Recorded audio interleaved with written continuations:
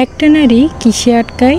আমি যদি বলি একটা নারী সব কিছুর মায়ায় আটকায়। এই যে একটা নারী তিলে তিলে গড়ে ওঠায় তার নিজের একটি সংসার, সেই সংসারের মায়াও আটকায়, আবার এদিকে তার প্রিয় মানুষটার ভালোবাসায়ও আটকায়, অন্যদিকে মা হওয়ার পরে সেই সন্তানের মায়ায় আটকায়। তাহলে এক কথায় বলা যায় নারীরা সব কিছু মায়ায় আটকায়। একটা নারী যেমন চাইলে শূন্য সংসারটাকে পুরো ভরিয়ে দিতে পারে, আবার চাইলে ভরা সংসারটাকেও শূন্য করে দিতে পারে।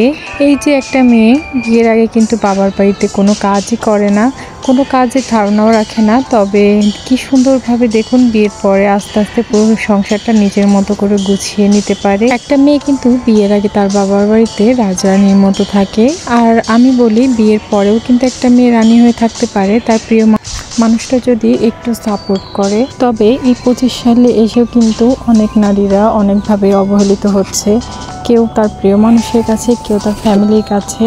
যাই হোক, আজকে এই যে দুপুরবেলা ভাত খাওয়ার পরে একটু পান খেতে ইচ্ছা করলো, যেহেতু আমার শ্বশুর শাশুড়িরা একটু পান খায়, তাদের দেখা দেখে আমি একটু পান খেলাম। আর এদিকে দেখুন এখন বিকাল বেলায় প্রায় বলা চলে, এখানে আমি ক্লে দিয়ে কিছু প্রজাপতি বানিয়েছিলাম। আসলে প্রজাপতিও না, ফড়িং পোকার মতোই লাগছে দেখতে। তো এগুলো আমি এই যে খালি দেওয়ালটা একটু লাগিয়ে দিব, এটা আমি বাসাতে থাকতে বানিয়ে নিয়ে এসেছিলাম। তো এখন এগুলো লাগিয়ে দিলাম। আশা করছি আপনাদের সবার কাছে ভালো লাগছে, আমার কাছে তো বেশ ভালো লাগছে।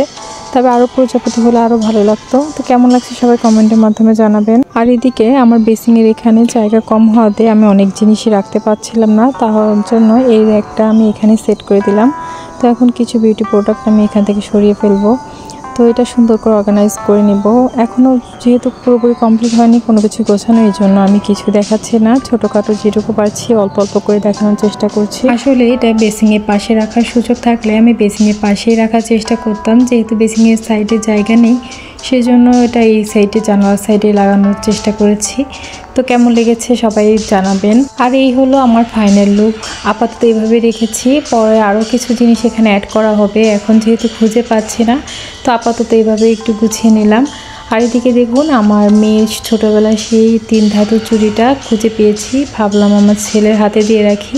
এগুলো দিয়ে রাখা নাকি ভালো, সবাই বলে মুরব্বীরা। আর এখানে বিকাল টাইমে একটু ছাদে চলে আসলাম বরাবরের মতো আমার মেয়েকে নিয়ে। আর এটা আমার চাচার শ্বশুরের মেয়ে, ওর সঙ্গে আমার মেয়ে খেলাধুলা করে। তো ছাদে এসে বেশ ভালো লাগছে, নিরিবিলি পরিবেশ, একটু ওয়েদারটা ঠান্ডা ঠান্ডা ছিল যেহেতু আগের দিন বৃষ্টি হয়েছে। তো এখানে আমার মেয়েরা খেলা করছিল আর আমি একটু ভিডিও ক্লিপ নিচ্ছিলাম। আশা করছি সবার কাছে আমার আজকের ভিডিওটি ভালো লাগবে। তো পুরো ভিডিওটি দেখার জন্য সবাইকে জানাই ধন্যবাদ। আজকের ভিডিওটি আর বেশি বাড়াবো না, পরবর্তী ভিডিও দেখার আমন্ত্রণ জানিয়ে আজকের ভিডিওটি এখানেই শেষ করব। সবাইকে জানাই আল্লাহ হাফিজ।